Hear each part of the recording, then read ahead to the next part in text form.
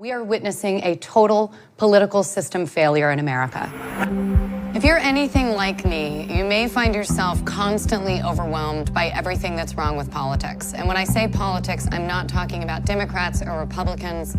I'm talking about the flaws that exist in our political system, regardless of which party is in power. And I know it's hard to talk about politics these days, but look, the government is ours. We pay for it, so it needs to work for us. And right now it doesn't, and I mean it really doesn't. So what's going on here?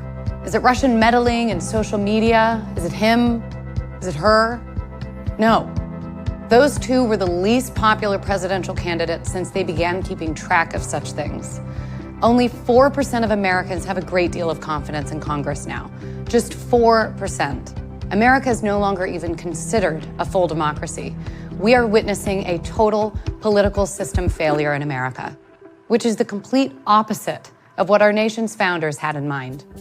So I'm going to show you 3 lines that show what's causing this failure, how we can fix it, and what you can do about it. So here's your first line. What I want you to do is take any issue you really care about and picture it on this line. This line comes from a Princeton University study that shows how public opinion influences the laws that Congress does or doesn't pass.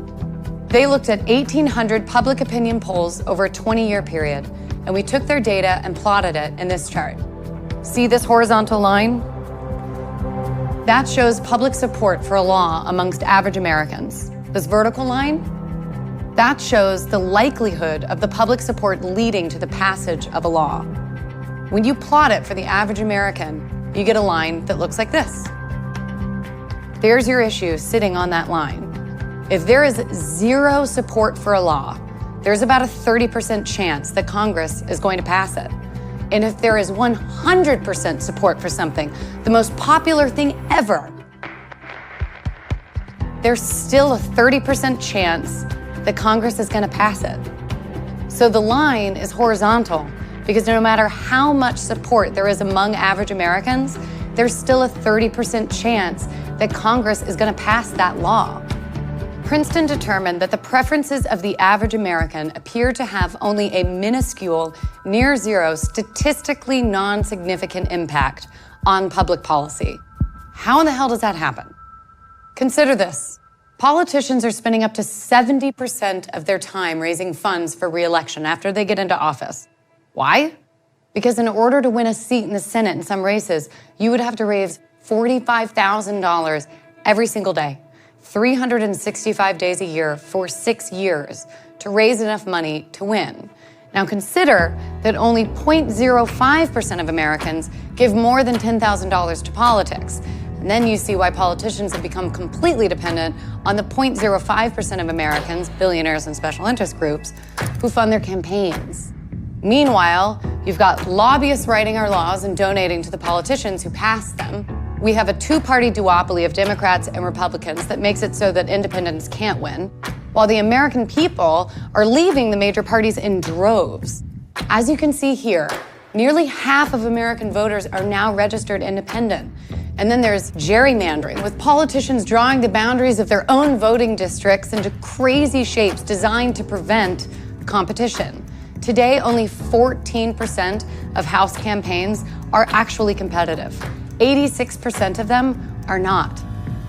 And we wonder why young people feel that their vote doesn't matter.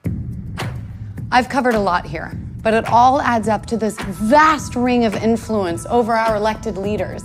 It's a corrupt system in which we, the people, have near zero influence over our own government. And that is sad. That is not the country I feel like I grew up in. But what's worse is that by allowing this to happen, we are causing the failure of the most important issues facing our nation. We're wasting trillions of dollars a year on fraud and abuse in our own government. 1 in 5 American children live in poverty. Our health care is the most expensive in the world. We have more people in prison per capita than Russia and China. We're losing jobs to the rest of the world, and we're not even doing enough to keep our air and our water clean for our children. America was founded on the promise of self-governance, but instead we have statistically non-significant impact on public policy. So first of all, the US Constitution gives states sole control over how elections are run, even federal elections. So when we fix gerrymandering or election laws, that fixes the federal election in each state. That means that by going state by state, we have an immediate impact on how we elect Congress and how we hold them accountable. But there's more, and that brings us to our second line. This line is from a Bloomberg News study. It finds that throughout American history, passing state laws leads to federal victory. Let me show you what I mean.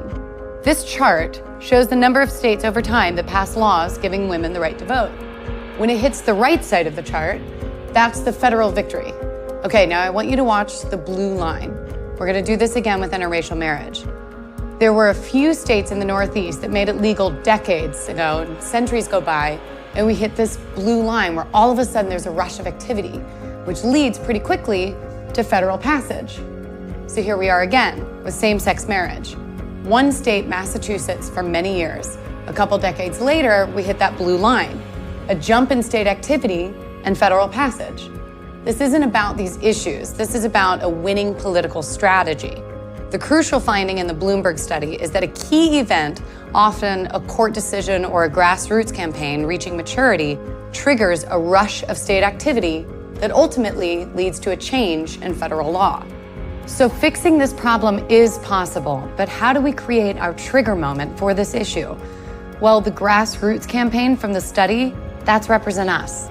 We're bringing conservatives and progressives together to pass anti-corruption laws all across America using 3 strategic innovations: right-left coalitions, calling out corruption, and building a movement, a big movement. And I'm gonna break them down for you.